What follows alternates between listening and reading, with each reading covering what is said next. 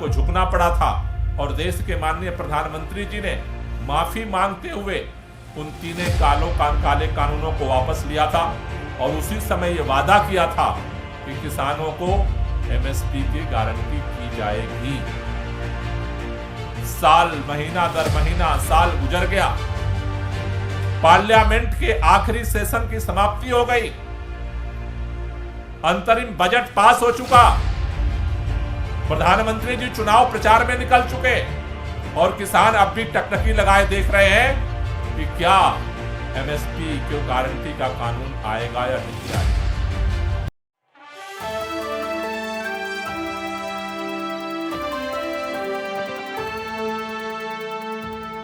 देश को याद है कि पिछली बार जब किसानों ने तीनों काले कानून के खिलाफ दिल्ली जब कूच किया था, बॉर्डर पे उनको रोका गया था, 1 साल से ज्यादा आंदोलन चला था, सर्दियों में किसान ठुठरे थे सड़कों के ऊपर, गर्मियों को झेला था, बरसात की बौछारों को लोगों ने बर्दाश्त किया था, लेकिन किसान हिले नहीं थे।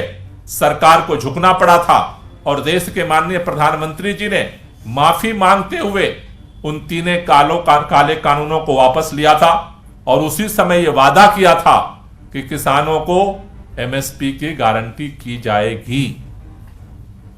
साल महीना दर महीना साल गुजर गया, पार्लियामेंट के आखिरी सेशन की समाप्ति हो गई, अंतरिम बजट पास हो चुका, प्रधानमंत्री जी चुनाव प्रचार में निकल चुके और किसान अब भी टकटकी लगाए देख रहे हैं कि क्या एमएसपी की गारंटी का कानून आएगा या नहीं आएगा।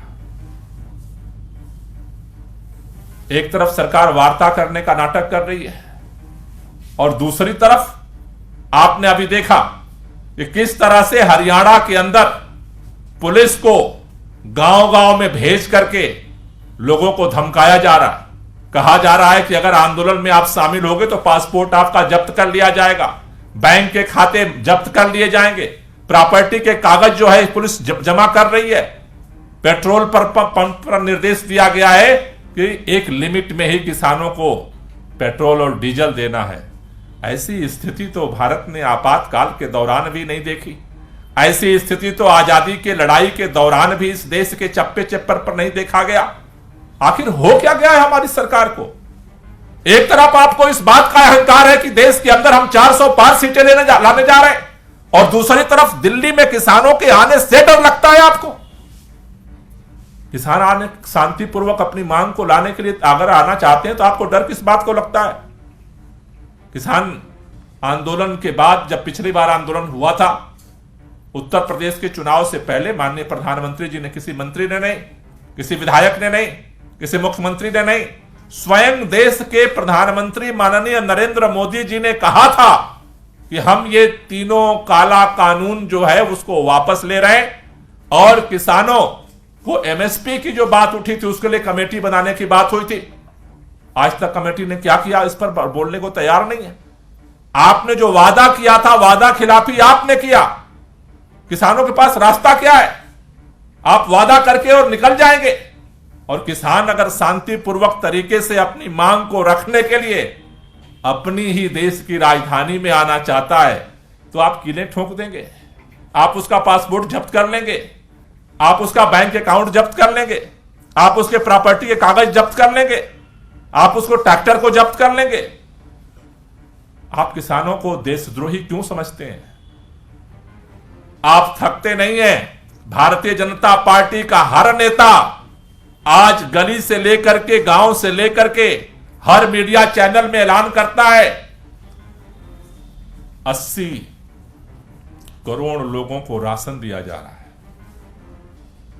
मोदी सरकार 80 करोड़ लोगों को राशन देती है। ये राशन भारतीय जनता पार्टी के कार्यालय में पैदा होता है क्या?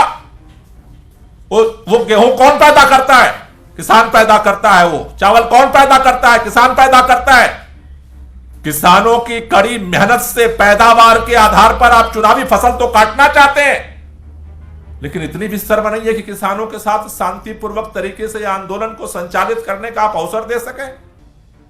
आप सारी हदें पार कर रहे हैं इसलिए कि आप चुनाव जीत सकते हैं केवल।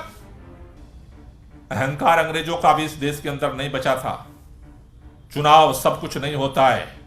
अगर आप इस तरह किसानों के सीनों पर अगर किल ठोकने का काम अगर आपको लगता है कि करने के लिए आपने जिद ठानी है, तो बड़ी बड़ी हुकूमतों को उठा करके लोगों ने फेंका है। अभी वोट नहीं पड़े हैं। अगर आपको इस बात का घमंड है कि हम पोलराइज करा करके और चुनाव जीत लेंगे और कोई कुछ भी नहीं कर सकता है, यह वही देश है जिन अंग्रेजों के राज में सूरज नहीं डूबता था, उसको भी उखाड़ करके फेंका है लोगों ने, अपने आंदोलन के दम पर फेंका है। इस देश के अंदर इस देश के लोग हर हुकूमत की तानाशाही बर्दाश्त करते हैं, लेकिन उसकी एक लिमिट होती है।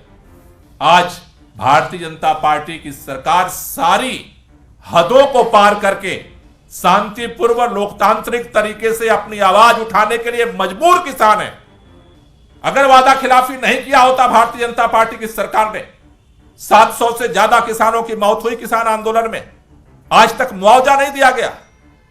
वादा किया था सरकार ने। आज किसानों के ऊपर मुकदमे लगे हैं, बहुत जगह पे वापस नहीं हुए। आज वो कोर्ट कचहरी के चक्कर लगा रहे हैं। आपने वादा किया था, वादा का समाधान करने के लिए आज फिर किसानों को पत्र गया है कि चंडीगढ़ में माननीय अर्जुन मुंडा जी, पीयूष गोयल जी और नित्यानंद राय जी दोबारा वार्ता करना चाहते हैं। आपका वार्ता का जो पत्र है वो भी धोखा है, क्योंकि एक तरफ आप वार्ता के टेबल पर बुलाना चाहते हो और दूसरी तरफ सड़कों पर कीलें ठोक रहे हो। यह दोहरा मापदंड किस लिए? इसका मतलब यह है कि आज की शाम को भी आप किसानों की मांगों को मानने को तैयार नहीं हो। अगर किसानों को की मांगों को मानने का अगर आपके दिमाग में अगर थोड़ा सा भी इतना भी कोई बात होती, तो किसान क्यों कूच करेगा? पिछले आंदोलन के बाद से आज तक तो किसान नहीं कूच किया। जब सारी सीमाएं बंद हो गई हैं, सारे दरवाजे आपने बंद किए, पार्लियामेंट में आपने बहुत सारे उपलब्धियां गिनाई, लेकिन पार्लियामेंट का सत्र खत्म हो गया। अब चुनाव होने वाला है। आज किसान मजबूर होकर के बाहर निकला है। इसलिए भारतीय जनता पार्टी के नेताओं से हमारी हाथ जोड़ करके गुहार है, सत्ता के अहंकार में इतना मत चूर हो जाइए कि भारत के स्वतंत्रता आंदोलन की सारी विरासत को, भारत की आत्मा को मत जगाइए। इतना अहंकार में मत चूर होइए। और मैं हरियाणा की खट्टर सरकार से भी निवेदन करना चाहता हूं कि आप केंद्र सरकार के आदेश पर जिस तरह की दरिंदगी की हदों को पार करने की तरफ आप बढ़ रहे हैं, वो इस देश के लोकतंत्र में एक काला अध्याय साबित हो रहा है। ये तस्वीरें, ये वीडियोज, ये अनाउंसमेंट आगे आने वाली पीढ़ियां याद रखेंगी। केंद्र सरकार का भी हिसाब किया जाएगा और अगले विधानसभा चुनाव में अगर खट्टर साहब आपने अगर ये सारी जो हदें पार की है उसको वापस नहीं दिया, तो हरियाणा में भी आपको हरियाणा का किसान इसका जवाब देगा। मेरी केंद्र सरकार से यही मांग है कि आप आज वार्ता के लिए बुलाए हैं कि जितने तरह के आपने ये पाबंदियां लगाई हैं, इन सबको तुरंत वापस करिए। खुले मन से किसानों से वार्ता करिए और उसका समाधान करिए। आज पूरा देश यही चाहता है। Thank you. कोई क्वेश्चन हो तो ले। क्या पिछली बार दिल्ली सरकार से बसें मांगी गई थी पुलिस के द्वारा, क्या इस बार भी मांगी गई है, या ये कहा गया था कि गिरफ्तार करके जहां ले जाया जाएगा उसके लिए एक जगह चाहिए, तो उस तरह की कोई मांग इस बार आई है क्या पुलिस की तरफ से? नहीं, अभी हमारे पास नहीं मांग आई है और हमारा स्टैंड पहले जैसे पिछली बार जिस तरह से था अब इस बार भी वही है।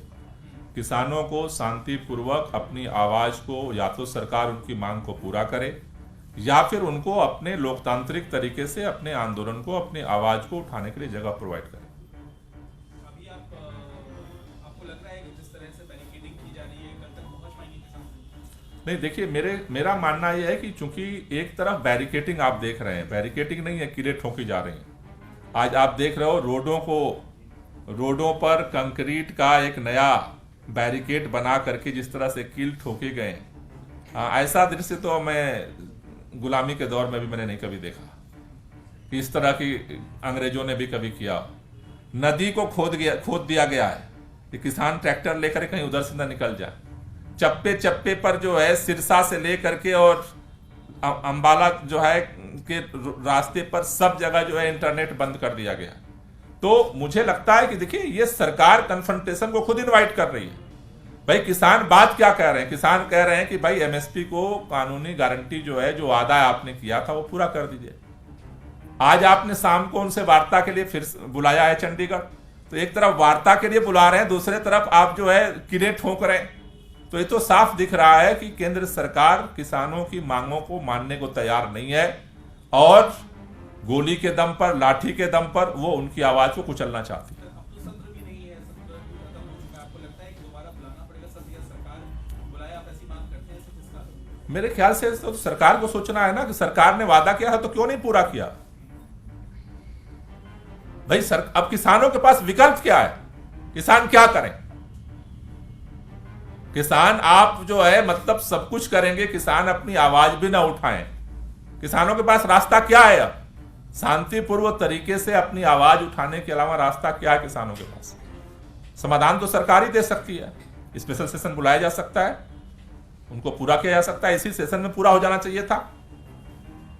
सर जैसे कि स्मार्ट कैट मजदूर नहीं है, इसके पीछे और कई बड़े नेता भी शामिल हुए, तो क्या ये आंदोलन जो है लंबा चल पाएगा? देखिए ये अभी सरकार के रुख पर तय करता है, निर्भर करता है कि सरकार क्या रुख ले रही है। एक बात तय है कि जितना ही सरकार दमन करेगी आंदोलन उतना ज्यादा बढ़ेगा। दिल्ली के आप संयोजक भी हैं। कल पंजाब में मुख्यमंत्री अरविंद केजरीवाल जी ने कहा कि दिल्ली की 7 लोकसभा सीट जीत रही है, दिल्ली के लोग जिता रहे हैं। इस पर आप क्या कहेंगे? नहीं देखिए, मुख्यमंत्री जी का जो कहने का आशय था कि दिल्ली के अंदर भी 7 जो सीटें हैं वो भारतीय जनता पार्टी हारने जा रही है। और आज जिस तरह से भारतीय जनता पार्टी का दिल्ली के अंदर जो रवैया रहा है, जिस तरह से यहाँ के अधिकारों को सत्ता के दम पर छीना गया, सुप्रीम कोर्ट के आदेश को पूरी तरह से धज्जियां उड़ाई गई, जिस तरह से दिल्ली के अंदर सारे कामों को रोकने की कोशिश सरकार कर रही है। 10 साल हो गए, 10 साल से भाजपा के 7 सांसद हैं। 10 साल में भाजपा के 7 सांसदों ने क्या किया किसी को नहीं पता है। एक ही काम किया है, केंद्र सरकार दिल्ली के काम रोकती रही और उसमें वो हाँ में हाँ मिलाते रहे। सर आपको लगता है गठबंधन हो रहा है या नहीं हो रहा है सर? नहीं, सातों सीट आम आदमी पार्टी लड़ रही है या बीजेपी को लिए क्या ये एक छोड़ेगी? कांग्रेस के लिए? तो देखिए, आम आदमी पार्टी इंडिया गठबंधन में है और इंडिया गठबंधन को लेकर के कई दौर की वार्ता हुई है, लेकिन एक चीज हम लोगों का मानना है कि अब काफी देरी हो रही है। जल्दी सीटों पर निर्णय लेने की